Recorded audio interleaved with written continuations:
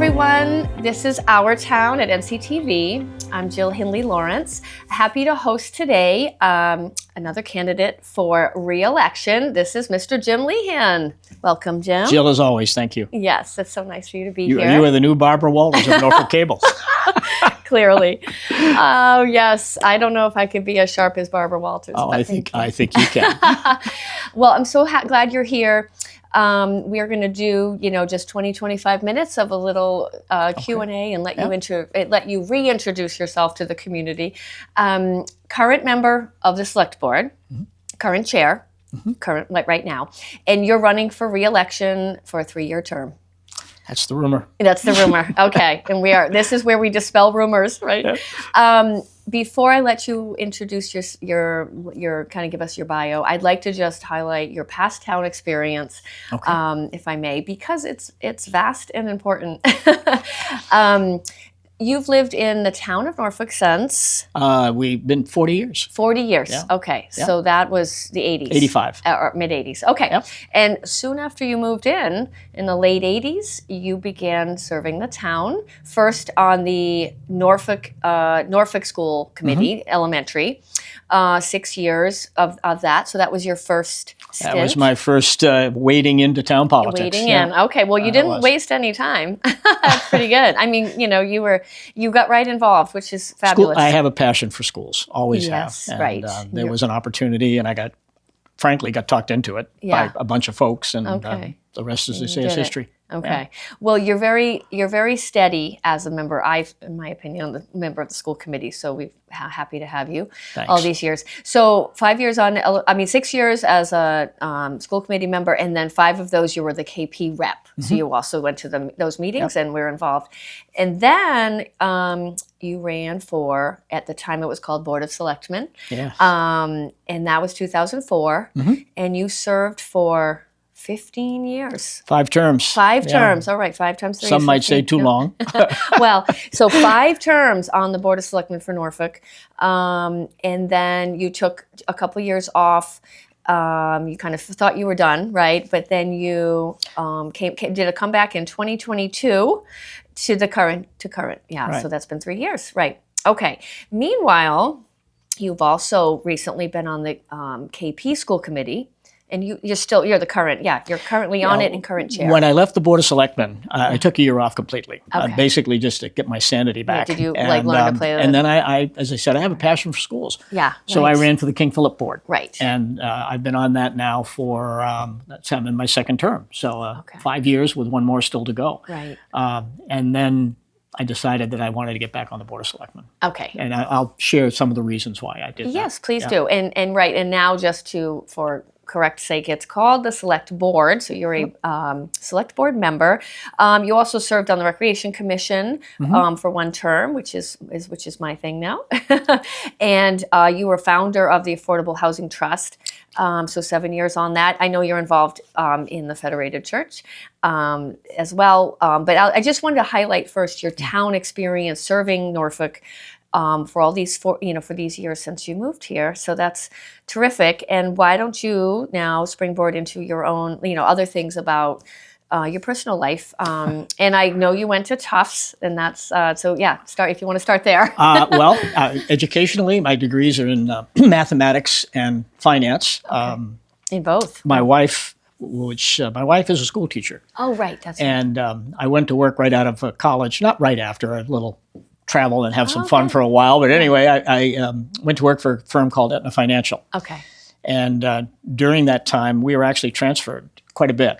So I got married right after. My wife and I met after college. She was a teacher in Millis. Oh, okay. Taught elementary school early Millis. on. And, Yeah. And we met after college and got married. And I don't think we were married more than a year when I got transferred to Albany, New York. Okay. And then to Dallas, Texas, and then Atlanta, Georgia, and then Washington, D.C., and then Baltimore, Maryland, and then finally back to Boston. How many years in each 15 place? years. 15 years of moving. Correct. Oh, yeah. wow. And it was an adventure. Yeah. It was really kind of fun, the different cultures and the different places to live, but boy, was I glad to get back to Boston. And you landed back here in the mid-80s. And we moved here because of my wife's experience in Millis. Oh, right. And so we came to Norfolk and been here for 40 years. Yeah. In my career, my business was large case pensions, large corporate clients, states pension plans, ExxonMobil, Boeing were our clients. And I love doing it. I had a passion for it. We'd negotiate large contracts. And, my last 10 years, I was actually in Hartford. Okay. And So you running the commuted. investment division. You and I commuted, didn't move. I No, stayed I here. see. I Yeah. wasn't, no, I don't want to live in Hartford. So I commuted Me it. neither. And then we sold the company, which is now called Voya, by the way. That's the old Aetna Financial. Oh, okay. And they wanted me to move to Atlanta. And I said, been there for 3 years. I'm not going back. Oh, you'd already been. Yeah. And so I retired. You retired. And when I retired, I got very active back into town politics, which has really kind of always been my passion. Yeah. I don't want to do anything but here in Norfolk. I have no aspirations to do, never did. Yeah. I don't consider myself a politician. Right, a politician, right. I'm You're a a volunteer. Town I'm a servant. volunteer. Yeah, right. Well, So that's kind of my background. My personal passion is I love all kinds of athletics. I've got 4 kids, 9 grandchildren. 7 live in Norfolk. So 2 of my daughters live here. That's a legacy in So itself. it's a compliment to the town is. that says that they wanted to come back I here. know. Oh, it makes me so proud. And love this town. but hockey's always been a thing with me. I Yeah. played it all through high school and college, and I've been reffing high school and college forever. Oh, wow. And still doing it. Oh, you're still reffing. Still Oh, my reffing, God. and I coached the KP boys varsity team for a number of years, and still coaching little kids. Oh, you are. It's just a passion. Your grandchildren sometimes? It's Well, a requirement to be in the it's a family. requirement. It's in the birth certificates. It's a requirement. They have to play hockey. My grandson was captain of the KP boys team. He's at URI now. My granddaughter has been on the girls varsity team for 5 years. Okay. She'll be a senior next year. That's So right. yeah, it's a Okay. passion. Yeah. My wife can't skate. Well, that's okay. It is okay. We'll forgive her for that. One of us has to stay healthy. Yeah. Yeah. Right. Oh, Yeah. God. I can't believe you're reffing high school. Reffing She high can't believe it oh either. my I God. get a lot of grief. Without but any pads. I can't stop. You have I a just- helmet. You wear a helmet. Well, in the old days we didn't, which I explains know. why I got into this. But Explains why you're running again. Too. well, I got asked that question. I don't want to get you too sidetracked, but I got that question several years ago. You know, why do you put up with all of this? And so I said, well, how do you prepare to be a select board member? I said, referee hockey without a helmet. It's a simple explanation. So That's funny. But That was anyway. before concussion protocols, right? yeah. Okay. So anyway, all right, that's well, kind of my history. Yeah. All right. Well, that was good to know. It's interesting. It's so interesting that you that you landed here and then 7, like you said, so many live of your descendants of so many people live in town have stayed. Yeah. Yeah. And of course, for us, it's a gift. Yeah. You know, right. to have my grandkids here. Right. It's a gift. Yeah. We're very lucky. to be able to coach them and to be able to be involved. They may not see it that way. Well, but I think they do. I think they do. Okay, well, that was great. So your work experience, your professional life, you mentioned at Aetna and manage. You know how to manage money, or that seems to be something that you did working with numbers. Working with numbers. I worked with numbers. Well, I'm a math major. Yes, and math is just one of those family traits. My father was a math major. My grandfather was a math major. One of my daughters is an actuary. Oh, wow. Another daughter works for Lincoln Labs with masters with an engineering degree. Oh, wow. It's just. It's not necessarily a skill; it's a gift. Yeah, You right. know, and math is something you either have an aptitude for or you think don't. so, And I can't spell. Right. Oh, worth a right. darn. That's how my dad was. Yeah. So budgets are very friendly to me. Yeah. I've been working with them my entire career in negotiating large contracts with very small margins. Mistakes aren't allowed. And that's one of the reasons why I decided to kind of re-up again. Why are you running? It wasn't on my to-do list, to be honest with you. But last year was a really, really tough year. Of all of my 15, well, almost, no, it's more than that now, almost 18 years on the board, this was the hardest year. Part of it was the shelter. You know, that came as an eye-opening experience. Yeah. But we did well with it. Yeah. You know, I mean, we've had no public safety issues. Right. Yes, we've got kids in the schools. Yeah. But we've negotiated $250,000 from the state to do some renovations. Okay. You know, Related to the shelter. Yeah. Okay. I mean, I learned early in my career to spend my energy on things I can influence and not waste my energy on things I can't change. Right. And while I may not like it or not like it, that's not important. They're here. They own the building. That's it. So let's figure out how we can minimize the impact to the town and do the best we can to work with them to make sure that people stay safe and that we don't screw up our schools. Right. The state owns the building, right? So that you can't control or change that fact. I can only influence what I can influence. Right. And so we worked hard at that. And because the meetings, I've been meeting with them almost every week since June of last year. I've been a few exceptions here and there, but every week we would have a Zoom call. You have a Zoom call with the management? With the people managing the facility and the people at the state level. Oh, okay. It's a whole thing. They're not public meetings. They're not posted meetings. So I'm the only board member that can be in these meetings. So it's been lonely. Yeah, right. And then, I will communicate to Justin so Justin can share back to the other two board members, which is the appropriate way to do it. Right. But it's been a tough year. Yeah. And financially, we've had some issues. Revenues have been not what we hoped. But we got through it. We're going to present a balanced budget, as we always do. People have said, well, there's always room to cut. I'd like them to tell me where. That's a fun thing to say, but it's not very. It means they haven't looked at the budget. Right. The budget is. Can I It's tight. Yeah. bore you with this a little bit? No, please. The budget, the Norfolk budget, is an interesting budget. It's made up, as you know, of all of the departments and two different schools, and the schools are not the same, and the budgets are not the same. Right. Yeah. KP is a town unto itself. Yeah. So they have to pay for everything. They have to pay for their insurance, their health insurance, their retirement. All of that is in the KP budget. Right. The elementary school doesn't pay for any of that. Oh. That's all in the town budget. Oh, right. So when you look at a 4.1 for KP and a 4.3 for elementary, they're not the same. Okay. If you were to compare equivalent budgets paying for the same things, KP budget would be 2.4. Okay. Because the difference is the fixed costs. I see. So then when you look at the town budget, people really don't understand how that's brought together as well. Our board, our three folks here, we only control about 20% of that budget. Oh, wow. That's it. Yeah. 60 to 65% is schools. Schools, right. 20% of it are fixed. Tri-county, which is an imposed number based on the number of students. Yep. Health insurance, we don't get a vote. That's insurance, health insurance for every town employee. Every town employee, include all school, everything. Yeah. Liability coverages, Norfolk retirement has been off the charts because it's an underfunded plan, so they've been assessing us. And we get no vote on any of those costs. On 60, more than that, 80%. Well, about 22, 23% of our budget are totally out of our control. It's fixed costs. Okay, right. And then you add the schools on top of that. And you add the schools, which we have influence on because we bring the budget together. But, schools are the most expensive component of our budget. Yeah.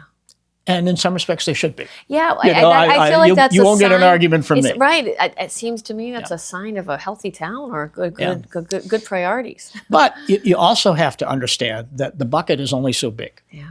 And the bucket is primarily composed of real estate taxes because we're 95% real estate tax based. And our commercial opportunity, while we've got some good things going for us, Southwood to name one, which will bring some good revenue in, they're 2 or 3 years down the line. Yeah. And so it's really on the burden of the taxpayer. Right. And we are the largest tax-based town in the North Attleboro area for residents. Oh, wow. It's a burden. That makes sense. And there are a lot of folks here. Foxborough and Rentham have their own. A lot of folks here have lived here their whole lives. Yeah. And they're struggling on those bills. So I'm very sensitive about that. Yeah. And there's nowhere for them to go. Yeah. Right. I know. So right. Where are they? Right. I don't want to see an additional burden put on their backs if there's anyone's back. I shouldn't just say that segment of our population, but it is one of the fastest growing segments of our population. So figuring how to manage that when you've got Prop 2.5 in place and you've got limited revenue sources. The state never funds everything to its capacity. I think you know that. You're involved up at KP. Yeah. We get 70 cents on the dollar. Right. They mandate and then don't pay up to the mandate. But that isn't going to change. I mean, people will go to the state, we'll do good luck. Yeah. We've been trying that for 25 years. Right.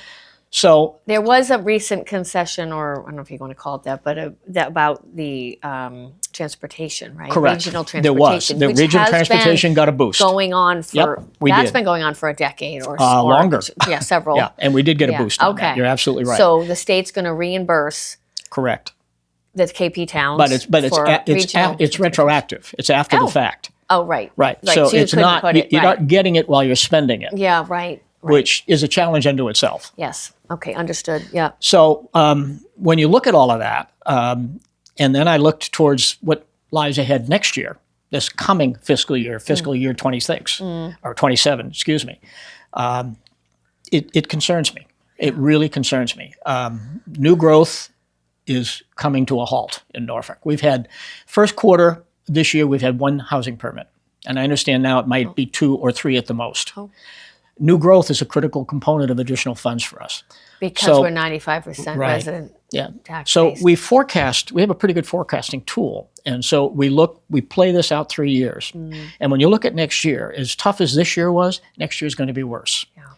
And I really don't want to see an operational override. I do not. And so as I look at that and try to figure out how are we going to prevent that, I'm going back to my old business experience, what I did in my world. And we did what's called target budgeting. It's not zero-based budgeting. That's a fad that somebody created. It's let's go back to zero, and all that you do is recreate what you already had. It's you ridiculous. already have those numbers. Target budgeting is different. Target budgeting says we're going to project as close as we can, and we can be pretty close on this, what that bucket will look like for next year. Then you take that bucket and say that is the target. We cannot spend a dime more than that. Then you go back to the departments and on a percentage allocation, everyone talks about schools being 60, 65%. Okay, we'll give you 60, 65%. But it's 65% of that number. It's not 65% of a number you want. It's a number you're given. And it changes the whole perspective. It does. And it forces you to make some very, very hard decisions. We did this at KP 2 years ago when we had over $1 million of unanticipated expense come in during the year. We were in the hole $1 million. Wow. And so we had to, and we didn't find out about it until November or December. I can't imagine. We had, and I'm on the finance committee there, so we had to go back and literally recreate the whole budget process from day one and look at what we had to do the following year to hit that target number. And we had to eliminate 19 positions. Oh, wow. That was 2 years ago. The horrible, horrible feeling to do that. 9 actual people and positions we didn't fill. And then we did early retirement. We did a lot of things to try and save it. Every administrator in the school took a 1-week furlough. Every single one of them, without argument or debate. Really? It saved a teacher. Oh my gosh. It saved a I teacher. didn't realize that. We renegotiated health insurance. Everything we could think of to see where we could squeeze an extra dime. And we still had to let 19 positions go. Now, we put some of them back this year because we're far better fiscally this year than we were last year. But that is the only way I know how to fix that. And if at the end of the day, when we hit that target number, the cuts are so devastating, now you've at least got a legitimate, definable story to tell the public as to why an override is necessary.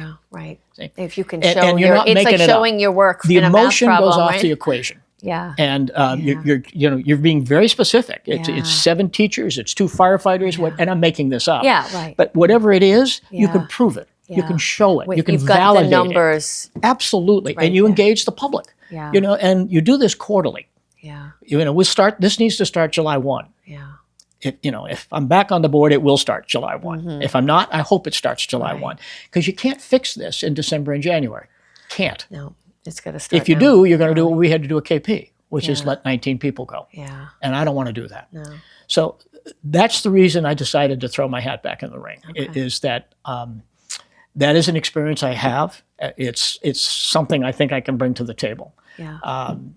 And that's really the reason to give people a choice. The advantage one of the strengths of the Norfolk board is that we're all different, and we all bring different skill sets, and that's a good thing. You don't want 3 people that are so myopic in their views that You definitely don't want that. No. And we do. We have a good balance on the board.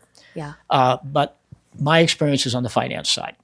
And Anita, as you well know, is from the education side and brings great insight. Kevin is a local guy. He's local. So he brings that insight of what's going on with everybody in town because he's contacting them all the time. You need that on a board. That's a good thing. It is. So Someone who's I wanted to at least give the town the opportunity. They'll send me home if they want. It's okay. I've been doing this long enough that it won't hurt my feelings.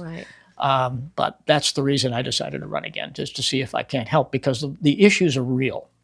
They are very real. And I'm one of those crazy people that wake up in the middle of the night thinking about these things and trying to think of thinking solutions. Solutions, Yeah. right? Yeah. So that's my story, and I'm sticking to it. Well, please stick to But it.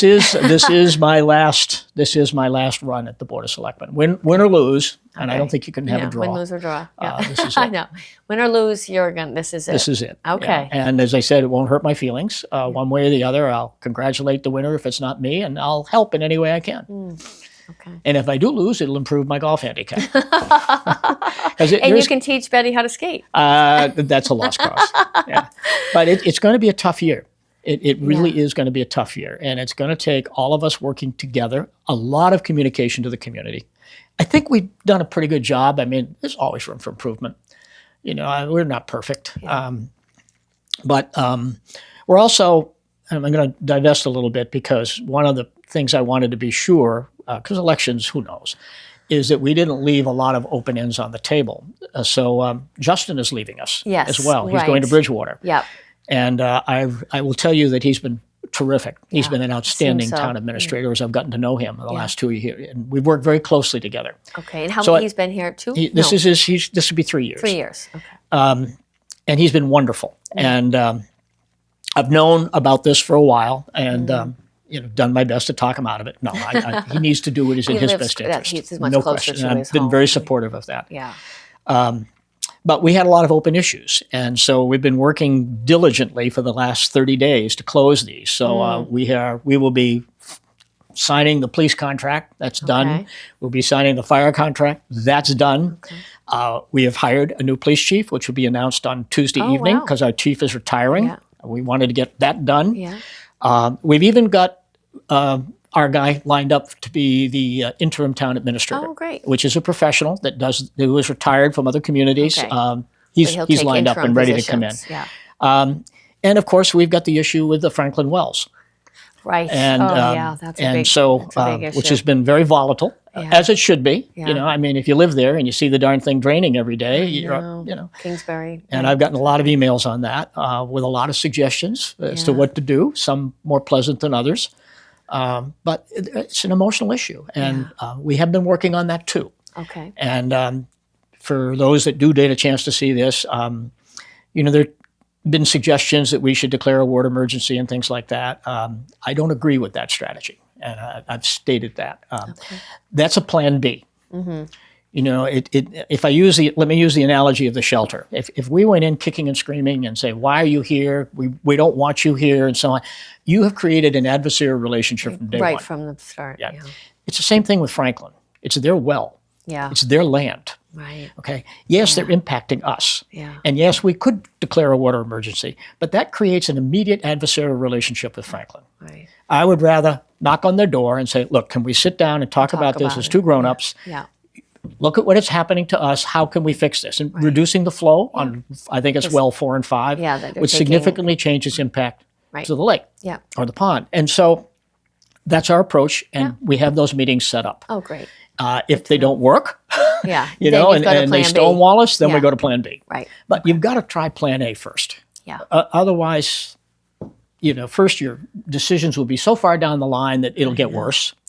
If we can work this out collectively, collaboratively, then it'll get fixed a lot quicker. It seems that in the history of human nature, that is always the way to proceed, versus the I'm going to punch you in the face and then talk to you after. I'm a hockey player, so there is that element that's sort of ingrained in me that's reactive. But, right. In my business world, that was one of the worst strategies you could possibly have. Right. And, you had to do a lot of here on the board, it's the same way. I mean, if you don't communicate and you don't listen, right, which is an art unto itself, and it's a you can't resolve these issues. Art. Yeah. Listening is an art that's it's one of my life lessons is learning to listen. That's great. Yeah. We're going to wrap in a minute or so. Okay. Is there anything else that this has been great? I love that we went. Your town experience, which is vast, and just like I said, a town servant for 40. Did we say 40 years? Yeah, almost. Because you started in the late 80s. Well, there's overlap. Yeah, and there's overlap. Oh, right. So if we add it all up. 25 years. I've served the town. Yeah. And by the way, I consider it a privilege. Yeah. Yeah, No, it's I really do. You're a steady hand. I don't. Yeah, I don't have any other questions or anything else before before we end that you want to. No, add in? we have our last, or what potentially could be my last selectmen's meeting coming up this coming Tuesday, where we'll Okay. close all these issues that I talked about briefly. That's April 28th. Uh, No. Tuesday the Yeah. 29th, I think it 29th, is. April Yeah. 29th. School committee's the 28th. Right. Oh gosh. My Mondays and Tuesdays are booked. Oh, I bet.